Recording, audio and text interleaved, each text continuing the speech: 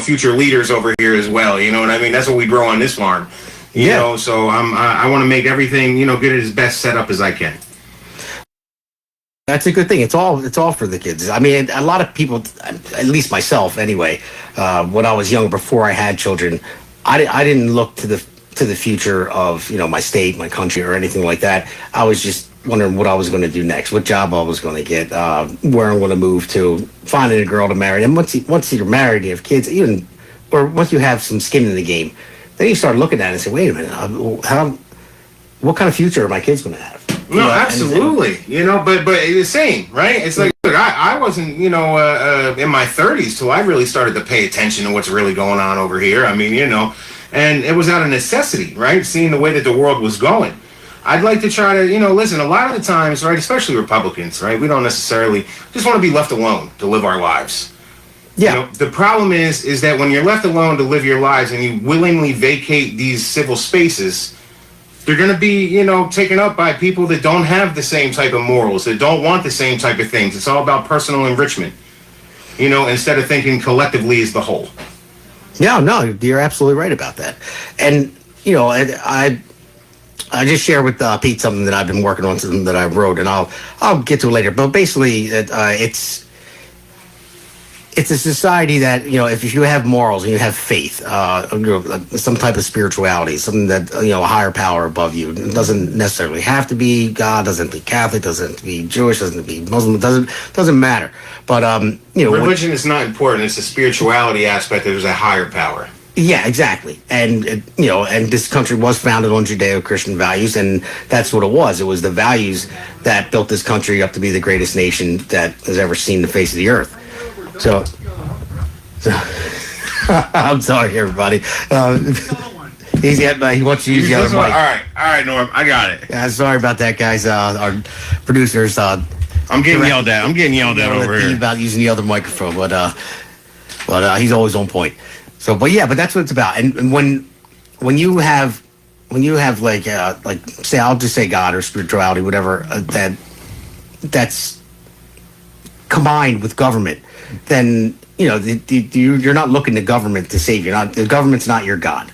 And I see the difference between it. Like and you see the rise and fall of powerful nations, go back to the Roman Empire and everything else. And once government gets too involved, and I'm going to always switch this over in the political world, Democrats and Republicans. I mean, you see what the Democrats are trying to do. Democrats really want the people to rely on government and give the handouts. But then that stops innovation, stops people from wanting to build.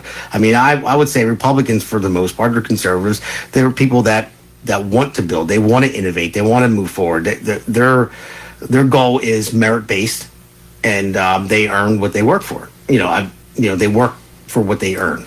And that's the way it should be. And once you start relying on just government and you don't have that fear, I mean, it's not just fear, it's fear and love of God or a higher power, then it gives you the ability to where you don't fear men so much. So if you had to fight for this nation, and that there's something later, something greater than yourself. Exactly. And when you become an individual, when the left, they always push individualism all the time, and it's always me, me, me. That's why they don't have children. They don't want to take care of anybody else other than themselves, and they believe that they're owed something. And it's just the mentality that they were taught, especially on these college campuses that they're teaching right now. That it's all about you and what's your truth. Well, it's not your truth. There's just the truth. And that's what it is. That's how I see it.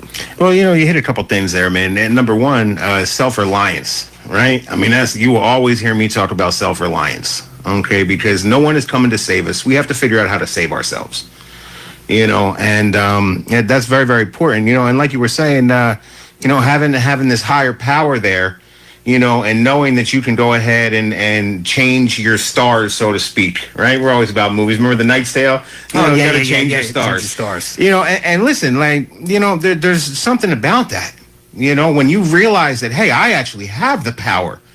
I'm not just a victim. I can write my own story. Yeah. And I mean, even if you don't go ahead and it's going to be hard, it's going to be difficult. But I'll tell you what, if you start believing in these things, you continue to do the right things, you have a goal that you can envision in your head, you'll find out that goal is much more attainable than you thought.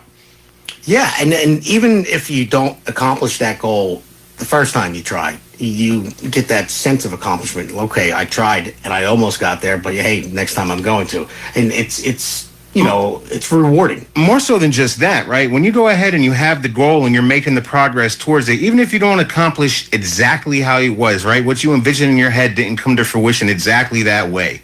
All right. God will provide you with a side street that'll get you almost to the same place, but it's going to look a little bit different. Yeah, sure. I'll tell you right now, I wasn't planning on running for assembly. I know you weren't. You know what I mean? God decided he was going to put me in this position, so I'm going to go ahead and work with it for everything that I've got. So that's good to hear. And speaking of building families, I got to give a shout out to my niece Elizabeth and her new fiance Gio. Just got engaged. So she is my second oldest niece. The oldest is not engaged, and she's supposed to be my favorite. She says all the time, the oldest one. So I don't know.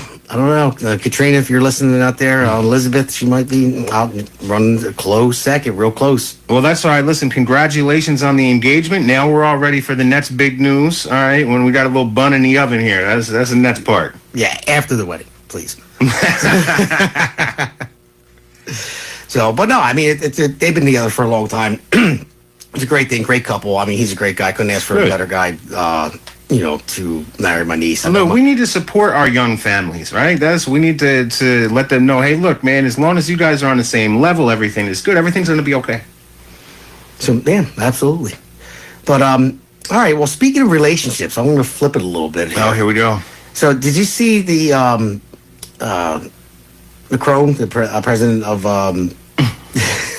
France? Yeah, his wife mushed him in the face. It gave him a nice face mush, didn't and it wasn't even like, the one thing if she threw something at him, it wouldn't even be that bad, or just, or like you punch in the arm, just mad at you, but the mush in the face. Yeah, there's something about that one. That's like the disrespect mush right there. I mean, she mushed him right into the camera. Yeah.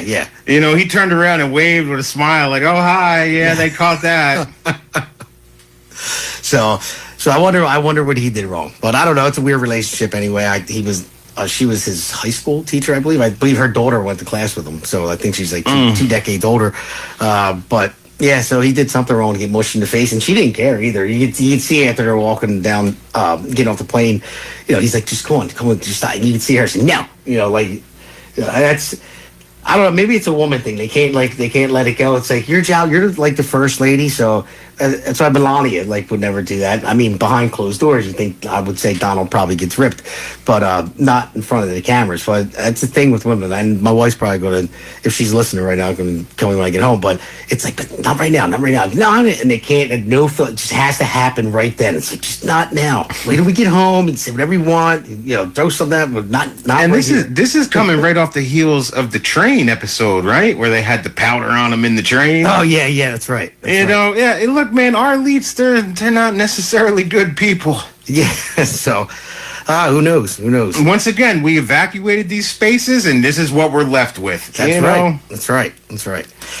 So we need more people to step up to the plate, not only to get out and vote in this primary coming up, and the general election and every election after that, but get involved. Join your committee. Whatever, run for whatever office you want. Run for it. Pick it. That's it. You never know who our next great leaders could be. And right now, look, and it's a scary proposition, right? Nobody wants to get up there and have their life under a microscope and all these things. But I'll tell you, man, look, good people have to run for these positions. That way, we don't get these bunk choices anymore. Yeah, I know. I mean, you have to go through it. Politics is a dirty game. That's why I believe in term limits, because they go in, do your job, and come out. I mean, that's why Congress was always a 2-year term, because they're the ones that handle the money. If you don't like the way they're handling the money, they're only 2 years. They can't do that much damage. You vote them out and get somebody else in. But it doesn't seem like it works that way. They keep getting voted back in, even when they're horrible. Yeah, well, it's name recognition is really what you're playing off of at this point in time. I know, but it's just I don't understand how people don't pay attention to what their representatives are doing. But look at AOC. I mean, I couldn't even name you one bill that she ever sponsored. I mean, she voted on things, but it wasn't her legislation. And she probably voted the wrong way, but that's neither here nor there. Yeah, probably. And look, I don't think she probably did produce any type of bills, right? I don't think she sponsored anything and brought it up there. I mean, and if it did, it wouldn't be the right kind of bill either. I mean, these people just, it's lockstep. I mean, once you get in that Democrat Party, if you go against, party lines, you're out. Yeah. I remember AOC when the first time she got elected, she said, when I'm sworn in, I'm going to sign all these bills into law. Well, you don't sign them, you propose them, you can vote on it, and they go in front of the president afterwards. And she said, when I get inaugurated, I'm like, well, you don't get inaugurated, only the president does, sorry. Well, one day, Damon, when I get inaugurated, how about that? Yeah, we'll change it up. We'll have if you get elected, everyone gets inaugurated. Oh, no, you're missing the point here. I mean, I'm talking when I get sit in the big seat. Yeah. That's where I'm at, another 30 years down the road. Yeah. All right, well, we'll see about that. So keep up with the Maha, Yeah. Got to keep getting healthy. But I was just watching something. It was an old interview. It was on Hannity, and Senator Kennedy was on there, and he said, "What do you think of AOC?" He said, "I think she's the reason they put instructions on shampoo bottles." And he couldn't have put it any better. Oh, man. But he's known for his funny quotes like that. But yeah, that's what we have. I don't know why people still elect these people over and over again when they don't do anything. I mean, she's flying around the entire country talking about people's carbon footprint, and she's not doing anything for the constituents she represents. And she's flying around Bernie Sanders, spending all this money, taking private jets all around, everywhere but New York. Just burning through taxpayer money. Yeah, I know. Literally. Yeah, literally. So, I mean, there was another one. I just found out, was a councilwoman. I forget it might have been New York. I just heard about it today, that she spent like $125,000 on her birthday, and she just got caught doing it. That's taxpayer dollars, doing their best. And I don't even want a birthday party anymore. And these people are out there blowing big government funds. I mean, I just, look, their priorities are in the wrong place. Yes, they are. Well, I'm glad they're getting caught. And that's the whole thing about accountability, too. I mean, I keep telling people all the time, I know nobody wants to keep harping on the same thing, but as we talked about last week with the scandal with the president, with Joe Biden, we have to keep talking about it. We want to know who was in charge. Now, I just saw something on Project Veritas that what's his name? We were just O'Keefe Media Group, because he's not Project Veritas. But he's looking to reacquire Project Veritas because once they ousted him, they went broke. Yeah. So it was the vice chair of the DNC. I'm drawing a blank on. Oh my God, I can't think of his name. They just kicked him out. David Hogg, right? Yeah. And he got caught saying that who was actually running the country. He said he was a very dark individual, and it was Jill Biden's chief of staff. So I never. Jill Biden. Oh, Jill Biden. Yeah. I mean, I figured it was Jill and Obama and anybody. I didn't realize we elected her president. I mean, I'm just saying. Or a chief of staff either. But he wasn't making the decisions. And he said he was in charge of the auto pen. He said, I'm on tape saying it. So, I mean, did Hunter Biden sign his own pardon? I'm wondering. I mean, who knows at this point in time? But, I mean, any little small step that a Republican, any tiny mistake, or not even a mistake, it could be seen as a possible mistake. The media is all over it, but they want to sweep this under the rug. They don't want to cover it. They don't want to talk about it. I mean, the amount of coverage that mainstream media has put towards this is, I mean, I'm talking in a matter of seconds, not even like a full minute. Well, once again, we know who controls the mainstream media. Yeah. I mean, it's the deep state, the powers that be, whatever it is you want to call them. I mean, we just caught them getting all this, taxpayer money funding them. We know that every time you turn it on, they're brought to you by Pfizer. I mean, why would you have to, present news? That's the propaganda outlets. Yeah, I know. I just hope enough people, as long as we keep on, stay on the radio, on the podcast, whatever it is, you're running, you're doing something about it. You get elected, I'm sure you're going to do something about it. But I know it's an oxymoron when you say honest and politician in the same sentence, but we need more people that are getting in this for the right reasons and don't stay forever. Run for higher office if you want to, but getting stagnant and being in Congress, like AOC, but 10 years now, something like that. And she's worth like over $20 million. I don't know how. How does that happen? They make $170 grand a year. Yeah. So, but yeah, must be nice. But while we're out here going to work every day, paying our taxes, and doing what we're supposed to be doing. They're living it up and basically stealing from the taxpayers. That's it. That's the way I see it.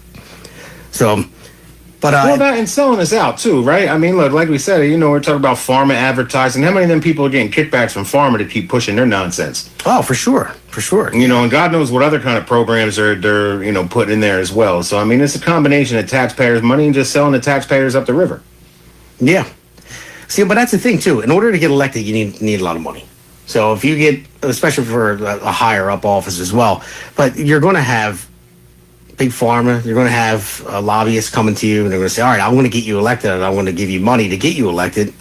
But then they come out with their handout afterwards. What do you think about taking money out of politics? I don't think it would work. I mean, I'm just running through stuff. I mean, that's all. I mean, it will be great if everyone was allowed to go up on stage and talk about who they are, but somebody's got to fund it somehow, in some way, shape, or form. There should be maybe a cap on how much you can spend, how much you can. And I definitely don't think that we should be taking taxpayer monies and giving them, as campaign contributions.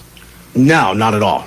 A 2-to-1 campaign contribution once you hit a certain amount of money. I mean, that's just talk about robbing the taxpayers.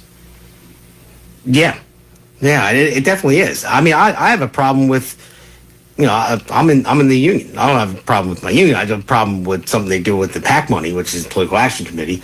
They decide who they're going to throw the money at, and I pay into that every hour that I work. I think the members should decide who they're going to back, because of course, independently. That's what I'm just sitting here spitballing. I mean, I'm not planning anything at this current moment. Just running through ideas. But individuals should. Maybe if they want to get behind a candidate and donate. But I mean, as far as these PACs and all this, super money. Yeah, exactly. I should be able to take that money that I paid into that PAC and decide where I wanted to go. Yeah, because once again, now you're beholden to people. Yeah, I couldn't even get it for myself. It was my money. There you go. I paid into my opponent's campaign. How about that? There you go. How about that? I know. Trust me, how upset I was. It didn't go over well when I met with them. But yeah, so I was eligible for $10,000. They had to give it to me, and they strung me along for long enough time because they weren't endorsing me. And then slid it right in Norcross's pocket. Yep. Yeah, you're welcome, Donnie. Like, you need the money. So I can't wait till you're out of office. So I can't get more corrupt than the Norcross family, I'll tell you that. At least alleged corruption, because every time they've been indicted and get away with it, they're like Teflon family somehow. But that's money makes the world go around, I guess. I don't know.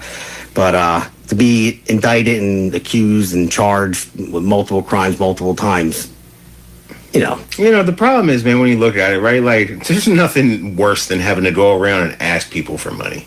Oh, I hated it. Made no mistake about it, man. Everybody's hurting right now. I don't want to come out here and ask people for money, but unfortunately, you're right. I mean, you need it for advertising. You need it for this, for that, just to get your name out there, have something to hand out to people so that they recognize who you are.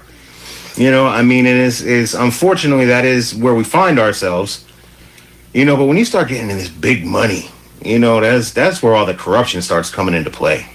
Yeah, I mean, look at Kamala Harris at over $1 billion. $1 billion. And I bet she took taxpayer money for that one too, right? I mean, that was us funding all that. I'm sure.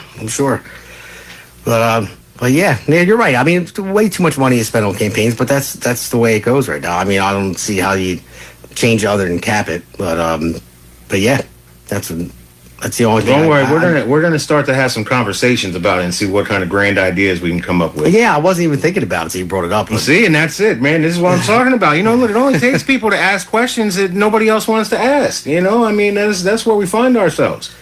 So no, you're right. So all right, anybody, the lines are open right now. Anybody want to call in? 856-696-0092. And while we're at it, we'll go to our sponsor real quick. And that by our sponsor, Exclusive Cleaning Services, where they take clean to the extreme. That's Exclusive Cleaning Services. They clean houses in one time, weekly, bi-weekly, monthly, whatever it might be. So Exclusive Cleaning Services, 267-978-4745. Something that Pete told me last week. I didn't realize. Easy number to remember because you got 47 and 45. Donald Trump 45th and 47th. Yeah, that's your favorite it's president, just right? in reverse. Yeah. So 267-978-4745 for exclusive cleaning services, or exclusive cleaning services 83@gmail.com. They take cleaning to the extreme, and I could use them in my house because my kids will be home soon. They're the worst when they get out of school because they're like little tornadoes. They just tear the house up. They leave stuff everywhere. And then they get into the blame game. Mm-hmm. I didn't throw that candy wrapper and stuff it under the couch. Mm-hmm. It was her, it was him, and yeah. So, well, I got the dog at home too. You got ducks, you know what I mean? It's different, but you know, the dog tears everything up. I'm like, oh my gosh. Yeah, and by the way, I do have ducks. I have 2 Peking ducks at home. That's my son wanted ducks, so they're nice ducks. You can pet them, but they go to the bathroom everywhere. They're out in the yard. I built them a pen, but they're pretty cool. Yeah, he's just waiting for duck eggs. Yeah. I'll give you one. Okay. Norm, I'm going to bring you in a duck egg, okay? When they start laying eggs, about a month from now. Look at him cheesing. He wants some duck eggs. Check him out. So, they're just bigger chicken eggs, pretty much. So, but yeah, so there's a lot of stuff going on. Well, if you've seen the district courts, they just shot down Trump with his tariffs, saying that he can't use that act for the tariffs. Now, I know he'll get around it one way or another, but still, he's going to keep making deals and stuff like that. I'm not really that worried about it. You know, I just don't like the fact that district court judges keep doing this and keep stopping, you know. I'm telling you, stopping progress. Yeah, I hope that the Supreme Court, when they hear this about the district court judges, I mean, they filed, I think there was only, I can't even tell you the number. I say it was something like 60 in history, you know, and I think the majority were filed in 2016. And then the rest were, now. Trump has like over half of them or something stupid. Yeah, he's got like 3/4 of them, throughout history, all Trump. So and if that's not politically motivated, come on, man. Like, what are we doing here? Of course it is. And it's all politically motivated. I mean, that's why they're the injunction to stop the deportation. And they keep doing it over and over again, and they're slowing it down because we've talked about it before. You know why? It's because they want to use them as voters. They want the census because when I'm familiar with the census, it doesn't matter if you're a citizen or not. If you say we have 1 million illegals in New Jersey, which I believe we have 1 million, they get an extra electoral college or something. Yeah, exactly. And they use just a census for getting more votes that way. But eventually, they want to give them license to have them walk in and actually vote for the candidate, and that's basically what they're trying to do. And it's right in front of your face. They can't lie about it anymore. And everyone knows it now. That's why the Democratic Party is polling it like 17%, which is horrible. The party in general. I never check out polls, but yeah, but it's still something to look at because they have nothing of value. I mean, it's just I'm talking about the Democrat Party leadership. Yeah. I'm not talking about the illegal immigrants, even though. We got a caller on the line. Right. So, hey, caller, you're live on the air. What's your name? Where are you from? Hi, that's Chuck from Florida. Hey, Chuck, how are you? Calling in. I wanted to get your opinion on. Kash Patel is very close to finding out who this bomber was on January 6th. I mean, there were 3 bombs planted. No one was ever arrested. There's a lot of theories on who actually this was planting these bombs. But he said he's very close to finding out who it is. And I just wanted to get your opinion on that.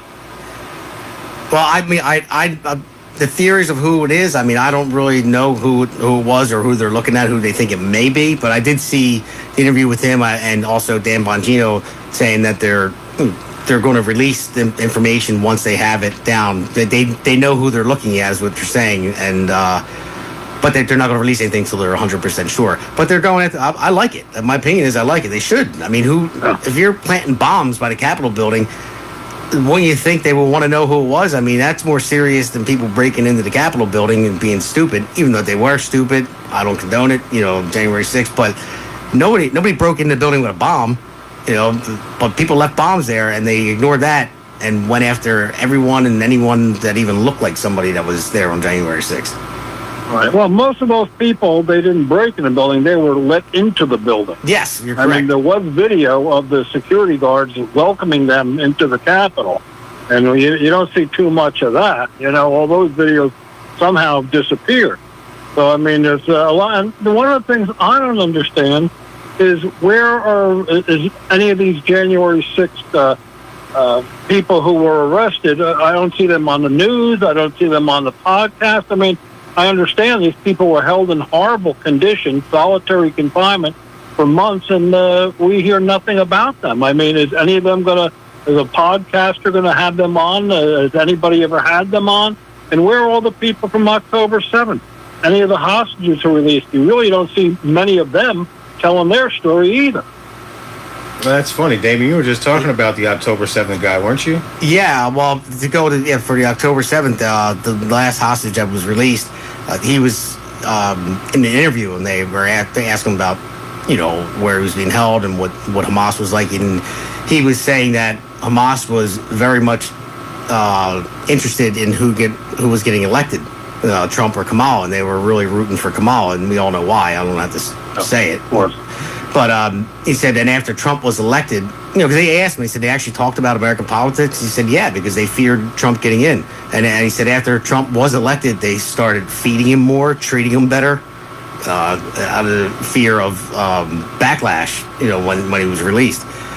So, yeah, there's that. I mean, I also have seen some of the J6ers will come out and do, little random interviews. There's one guy, Brandon Straka, who heads up this movement called Project Walkaway.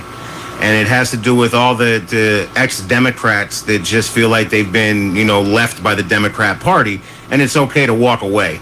And he went there, he filmed it, everything was peaceful. They wound up taking him and throwing him in jail. They actually made him sign,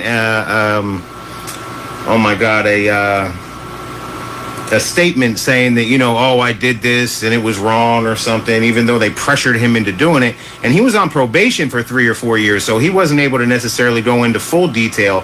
But I did just come out and see he did a video that basically explained the whole thing. I think that was on Facebook. I saw Brandon Straka, Straka. Okay, all right. Well, thank you very much. All right, yeah, Chuck, and now you reminded me, too. I met quite a few of them at the, down in Virginia. And I got a couple of their contact information, and I've been in contact with a few of them. I know there are some that really got shafted big time, and then there were some that didn't deserve. I talked about one of them. One of them was it was on one of my shows. I can't remember his name, Jake something, but he's one of the worst.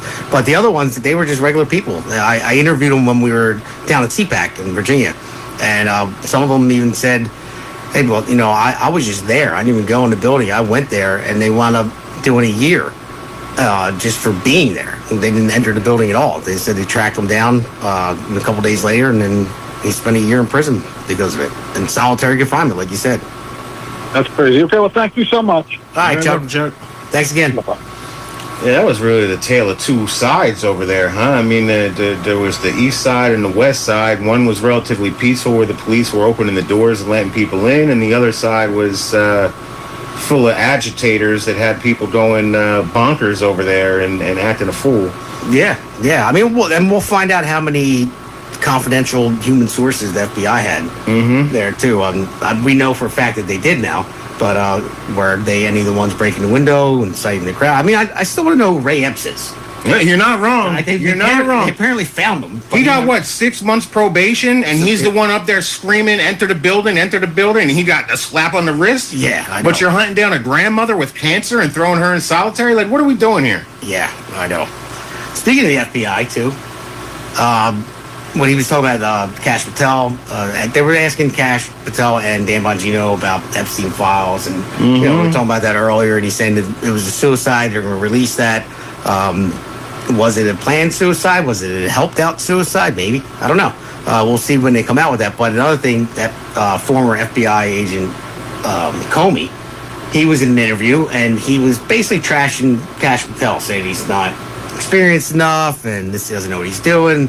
And Cash just came right back out and said, you know what? You know how many people I had to pull off of, child trafficking investigations and, tracking fentanyl smugglers and stuff like that, just to track down a threat because of him with his little seashell, 8647 thing, and all the people that are copycats they're doing it, and he has to use his resources to do it, all because James Comey wanted to be relevant again and post that thing on social media. I guess it was X or whatever. Yeah.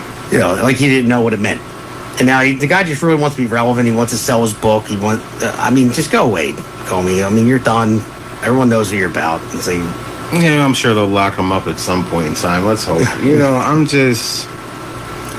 It's so aggravating, Damon. Once again, look, and it's so going back to Dan Bongino and Cash Patel, right? Like we got them in there. The majority of people know who's running the show. They know what's going on behind closed doors up there. We want to see accountability, right? It's like the theme. That's all the majority of people voting Trump. We want to see accountability.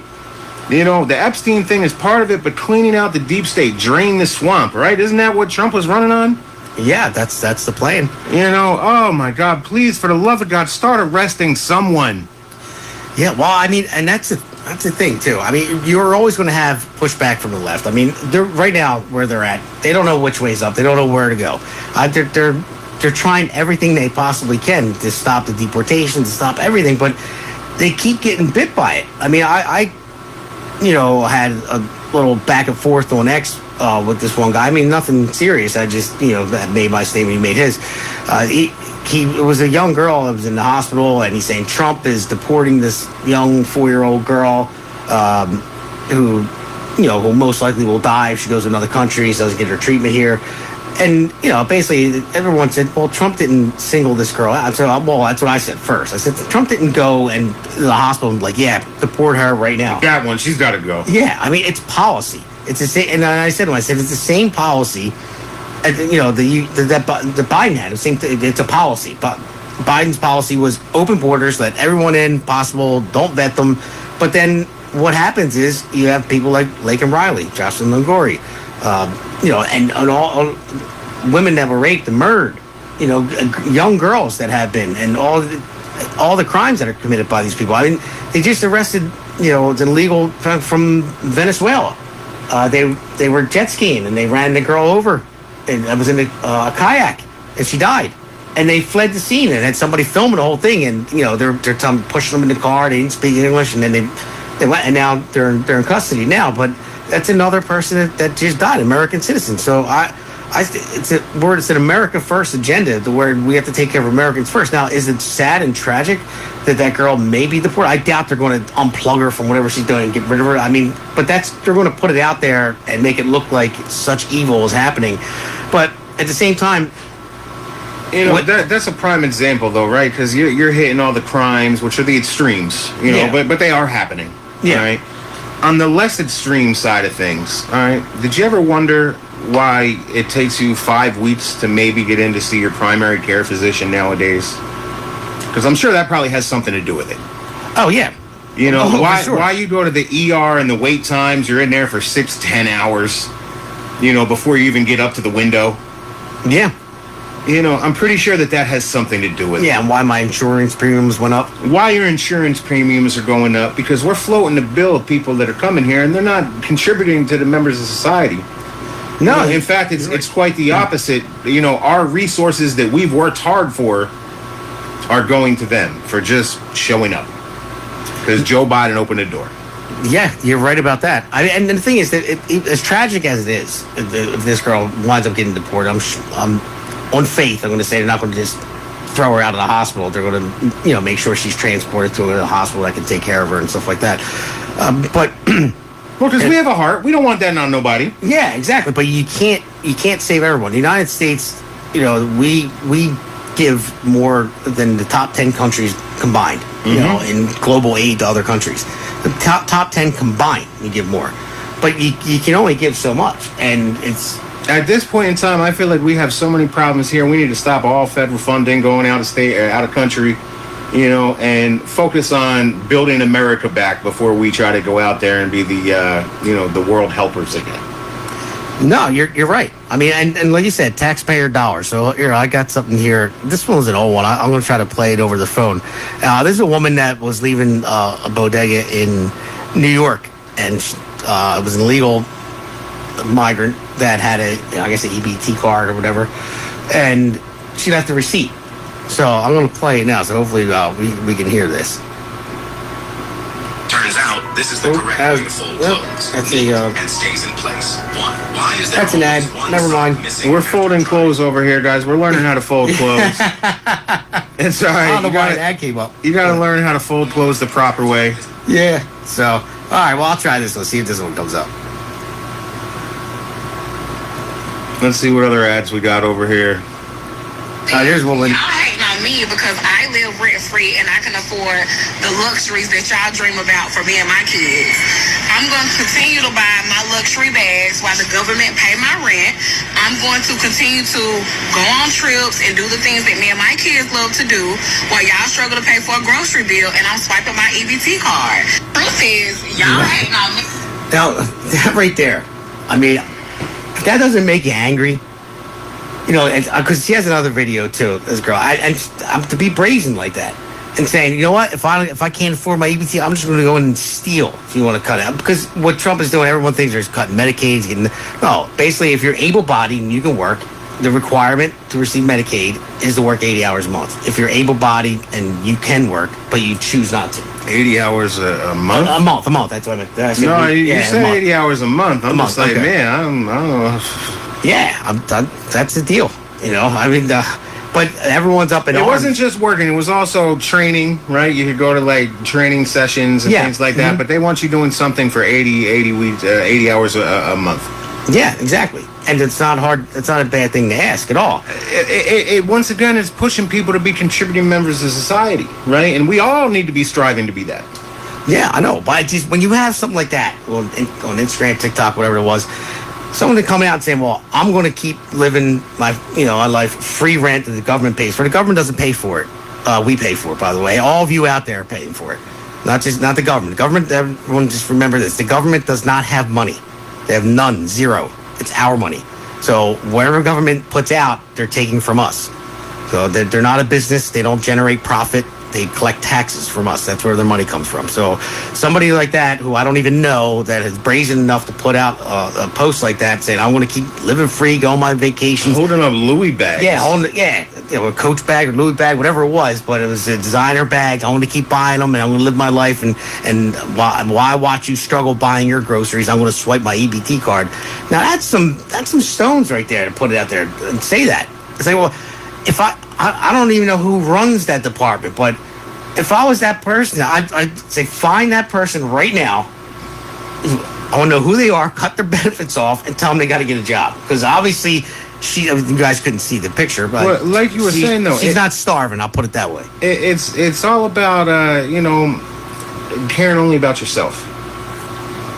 You know, it's all about just caring about yourself. Now, look, why you have to make sure that you're being taken care of, because, look, as a father, I have to worry about my family. I have to worry about my wife, my kids. But at the same time, listen, I'm worried about, the effect it has on other people as well. It can't just be about me and my family. It has to be about, just trying to be a good citizen, conducive member to society, trying to, self-reliance, right? Rely on yourself, but if you can do good things for other people, that's good, but it's got to be your choice. Exactly. It's got to be your choice. Now, I chose to get married. I chose to have my children. They are my responsibility. So that's why I go to work every day. And every day, go to work. Bust my butt just like everyone else, all my coworkers, and just like you do, and everyone out there listening to has like a job having going to work every day. three full-time jobs right now, man. Yeah, and then you hear somebody say something like that. Say, wait a minute, I didn't choose to pay. I'm not paying for you. I mean, where's my choice in where my tax dollars go? I don't want to pay for somebody that's going to flaunt it in front of my face and say, I want to watch you struggle to buy groceries while I swipe my card that you pay for and walk out of the store with my groceries for my kids. No, at least that was, I believe, an American citizen, right? From all intents and purposes is what I saw. Now go ahead and have all these illegal immigrants doing the same thing. They may not be making the videos, but they're doing the same stuff.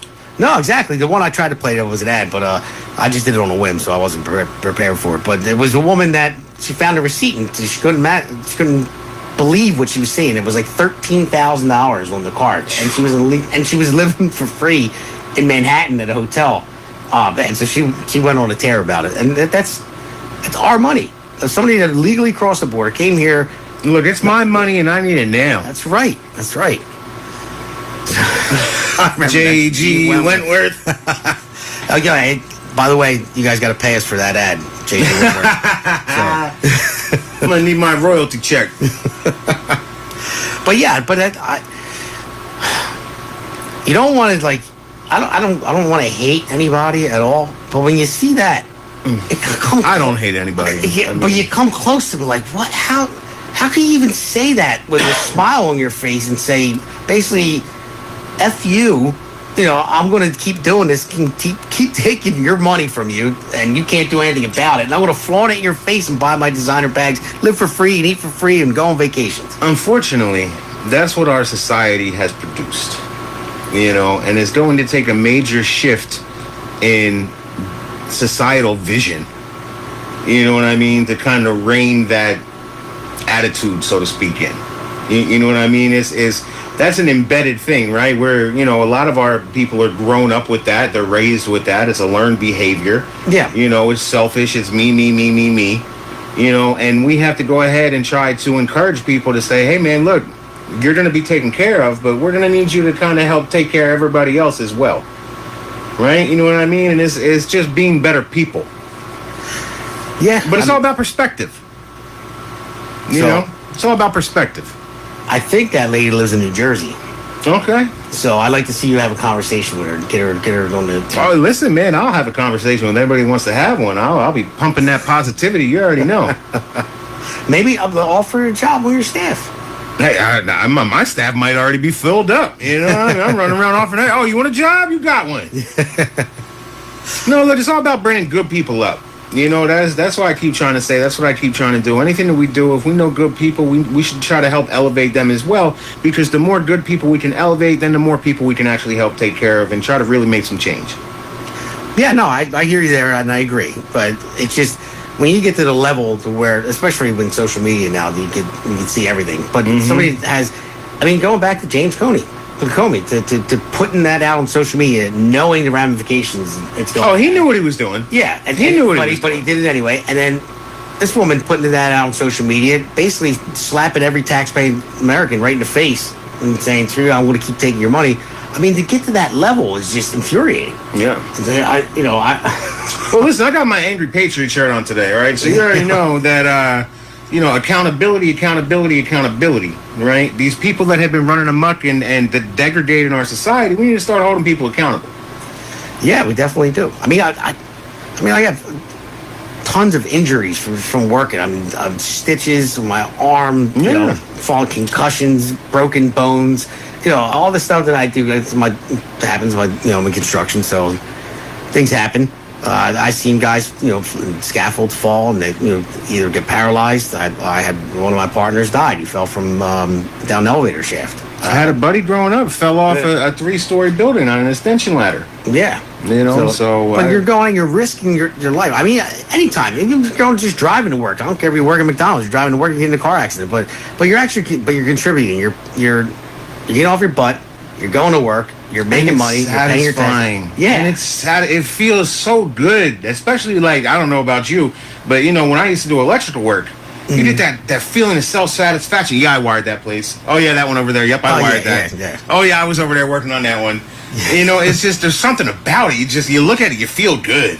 Yeah, you do. I mean, it's a proud sense of accomplishment. It really is. I mean, when I finish my projects, the one that I'm working on now is going to be done in September. It'll be done on time and profitable and safe as well. And that's an accomplishment. It is.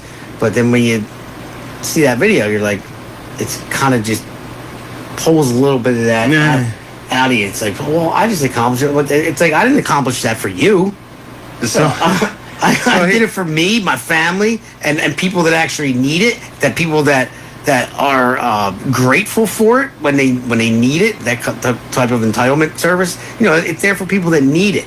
Not people who abuse it. And when somebody abuses it like that, it's like, no, I didn't get up and go to work for you. I'll tell you, and that's one of the things, right? Like the welfare state, I feel like was never meant to be, a lifelong way of life.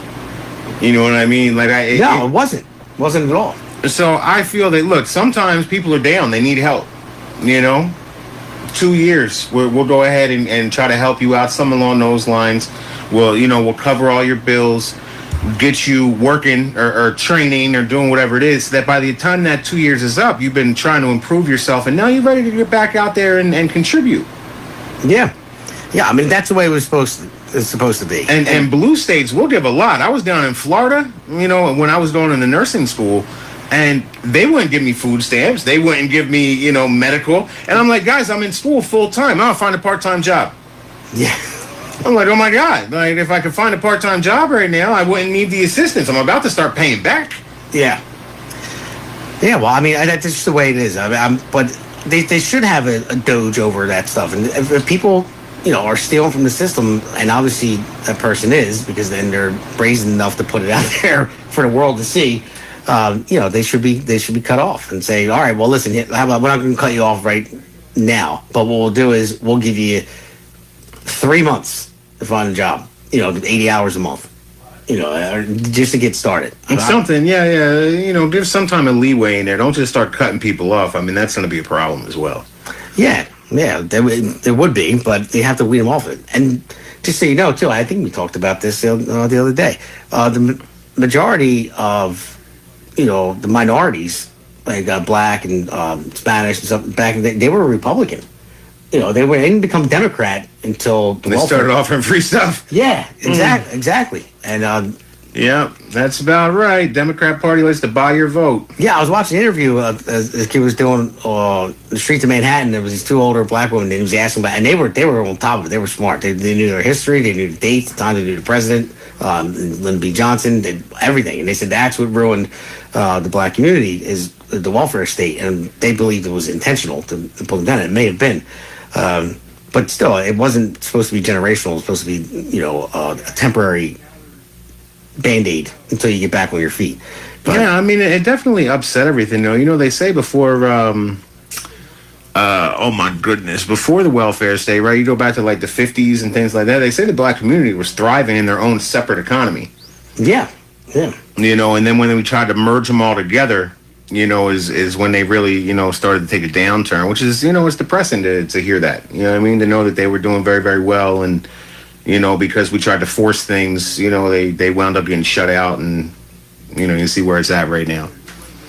So, in fact, a lot of them, I think that they had like the highest, fathers in the household marriages stayed together, right? I mean, that's one of the big things you talk about now is like fatherlessness, the epidemic that we have with fathers that are just not present.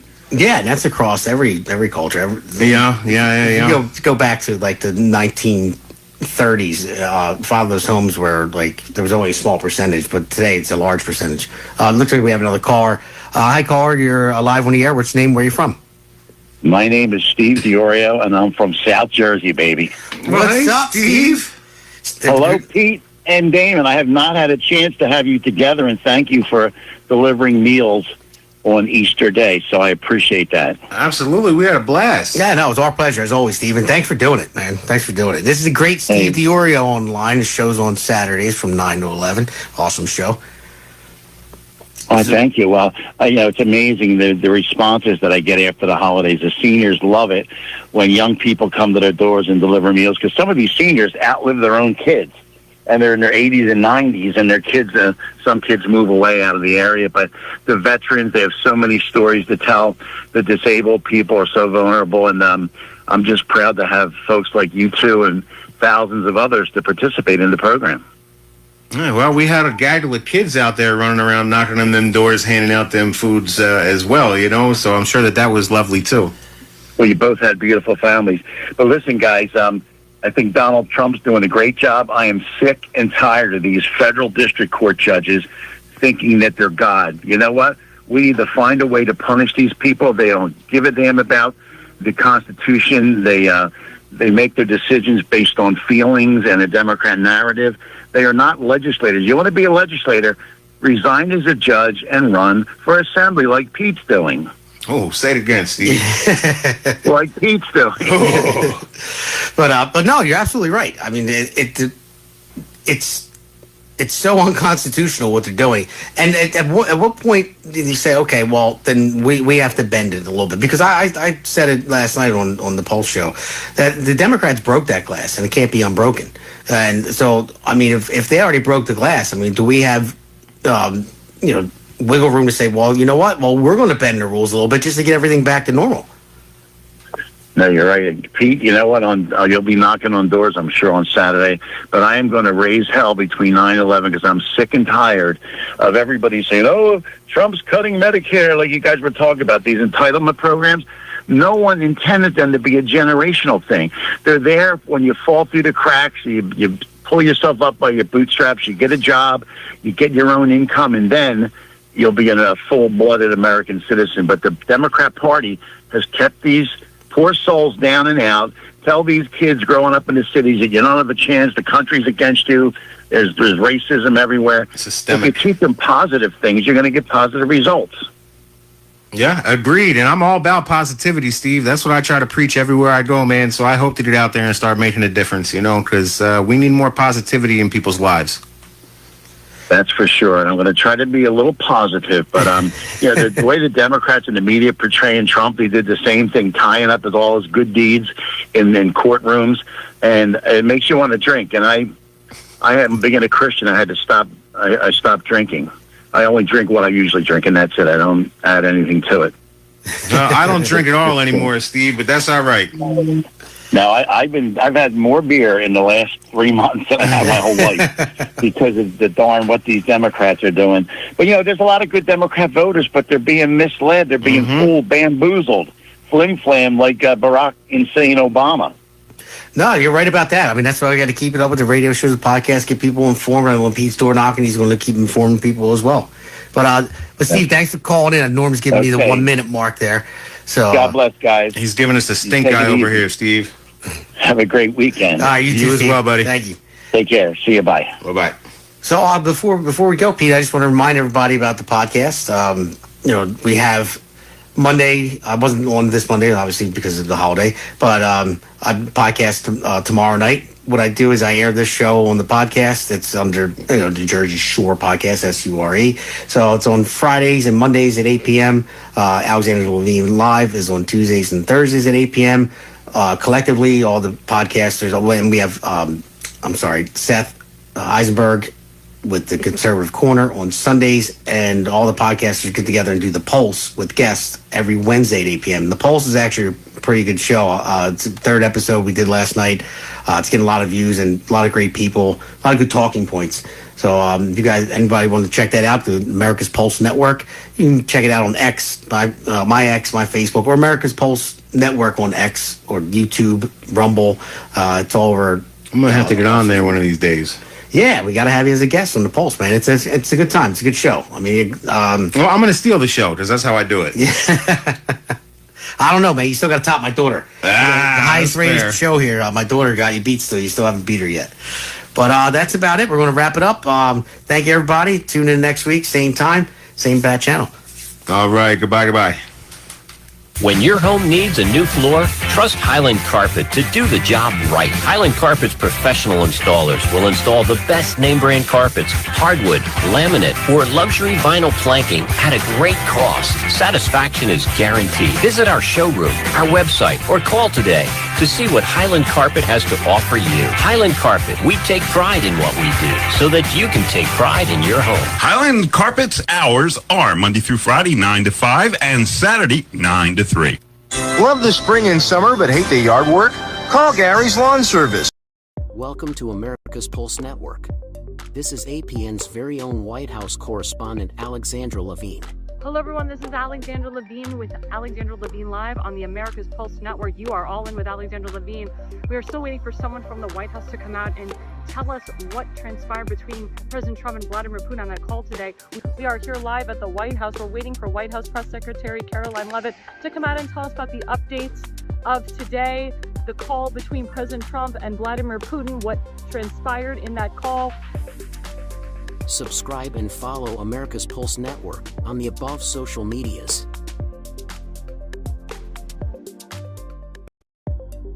America's Pulse Network. The mainstream media is bought and paid for. The truth is twisted to fit their agenda. But America is waking up because podcasts are the future for trusted media. Welcome to the America's Pulse Network. It is a network built by patriots that upholds the Constitution. The America's Pulse Network stands for God, truth, and the America First movement. There is no corporate propaganda, no government spin, just real news, real talk, and real voices fighting for faith, freedom, and the future of this great nation with common sense. Here are some of America's Pulse Network podcasts. Alexandra Levine Live, hosted by Alexandra Levine. Jersey Shore Podcast, hosted by Damon Galdo. The Conservative Corner, hosted by Seth Eisenberg. APN's The Pulse, hosted by Alexandra, Damon, and Seth. So tune into America's Pulse Network on the following social media platforms: X/Twitter, Rumble, Truth Social, Facebook, and YouTube. Join the revolution. Because the pulse of America beats for God and country. America's Pulse Network is for faith, family, freedom, and truth.